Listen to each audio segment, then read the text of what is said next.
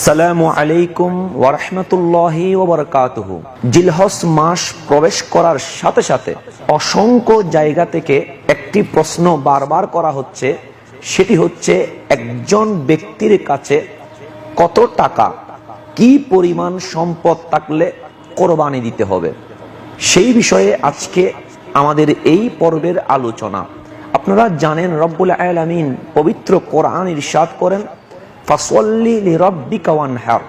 আল্লাহ বলেন, হাবিব আপনি আপনার রবের জন্য নামাজ পড়ুন এবং কোরবানি দিন। অন্য জায়গায় রব্বুল আলামিন বলেন, কুল ইন্না সলাতি ওয়া নুসুকি ওয়া মাহইয়ায়া ওয়া মামাতি লিল্লাহি রাব্বিল আলামিন। হাবিব আপনি বলেন, আমার নামাজ, আমার কোরবানি, আমার জীবন মরণ সবগুলোই একমাত্র রব্বুল আলামিনের জন্য।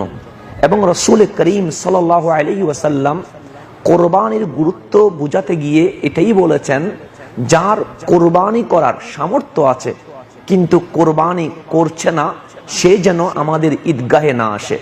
কোরআন এবং হাদিসের এতগুলো মর্মবাণী আমরা দেখে বুঝলাম রব্বুল আলামিনের তাগিদ এবং হাদিসে পাকে রাসূল করিম সাল্লাল্লাহু আলাইহি ওয়াসাল্লাম কোরবানির প্রতি যে উৎসাহ দিয়েছেন, সেইগুলোকে বিবেচনা করে ফুকাহায়ে কেরাম এই রেজাল্ট দিয়েছেন, কোরবানি করা একজন সামর্থ্যবান মুসলিম নরনারীর উপর ওয়াজিব। বড়ই গুরুত্বপূর্ণ আমল। এই কোরবানির মাধ্যমে বান্দা তার রবের নৈকট্য অর্জন লাভ করে থাকে। প্রিয় দেশবাসী, এখন প্রশ্ন হচ্ছে, কোরবানি করার জন্য কতটুকু বা কি পরিমাণ টাকার মালিক হতে হবে? ইসলামে প্রত্যেক জিনিসের নির্দিষ্ট বিধান রয়েছে।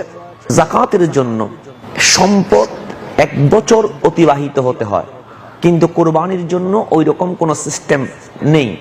একজন প্রাপ্তবয়স্ক সুস্থ মস্তিষ্ক, যিনি ঋণ মুক্ত মুসলিম নরনারী, যার নিসাব পরিমাণ সম্পদের মালিকানা আছে, ওনাকেই কোরবানি করতে হবে, ওনার উপর কোরবানি করা ওয়াজিব।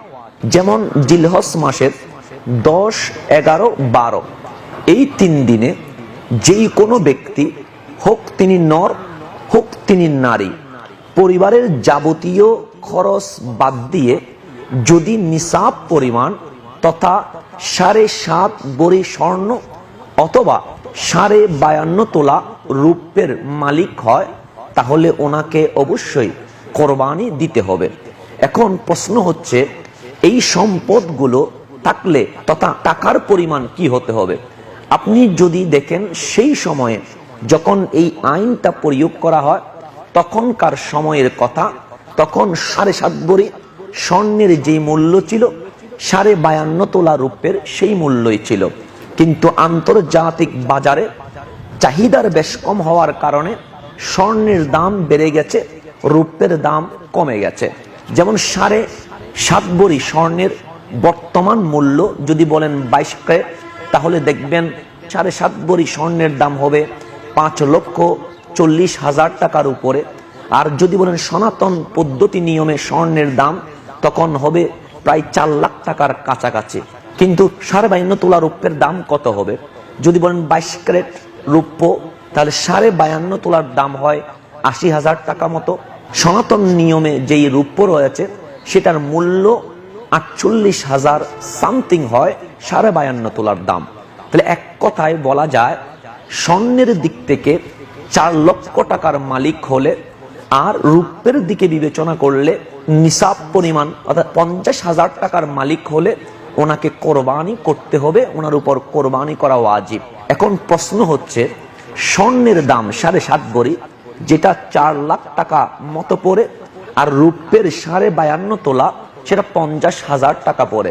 এখন আমি কোনটার উপর হিসাব করব? এই দিক থেকে ইসলাম আমাকে বড় সুন্দর সমাধান দিয়েছেন। যেই কাজ করলে একজন মুসলমান তার কাজের মাধ্যমে রবের নৈকট্য অর্জন করবে এবং সমাজে যারা গরিব মিসকিন মানুষ আছে তারা কিছু সুবিধা ভোগ করতে পারবে, সেই জিনিসটা বিবেচনা করে আমাদেরকে ফতোয়া দিতে হবে। একজন মানুষ তার পারিবারিক যাবতীয় খরচ বাদে যদি 50,000 টাকার মালিক হয়ে যায় 10, 11, 12 জিলহজ এই 3 দিনের মধ্যে ওনার উপর কোরবানি করা ওয়াজিব হয়ে যায়। কেন? কারণ এটি ওনার যেই সম্পদটা আছে এটা ওনার অতিরিক্ত সম্পদ। এখান থেকে একটা অংশ, যেমন একটা ছাগলের দাম 8,000 বা 10,000 টাকা পড়বে, একটা গরুতে অংশ নিতে গেলে হয়তো বা 15 থেকে 20,000 টাকা পড়বে। মাত্র 10 থেকে 12,000 টাকা ব্যয় করলে একজন মানুষের কোরবানির হক আদায় হয়ে যায়। তাই একজন মানুষ যদি 52.5 তোলা রূপের মালিক হয় তথা রূপের সমপরিমাণ সম্পদের মালিক হয়, এক কথায় 50,000 টাকা মতো কারো কাছে যদি থাকে, যেটা তার পরিবারের যাবতীয় খরচ বাদ দিয়ে, তাহলে ওই ব্যক্তির উপর কোরবানি করাটা ওয়াজিব হয়ে যায়। তাই আসুন, যেই ব্যক্তি তার সম্পূর্ণ পরিবারের খরচ বাদে 50,000 টাকা জমা আছে, সেই ব্যক্তি যেন কোরবানি করে।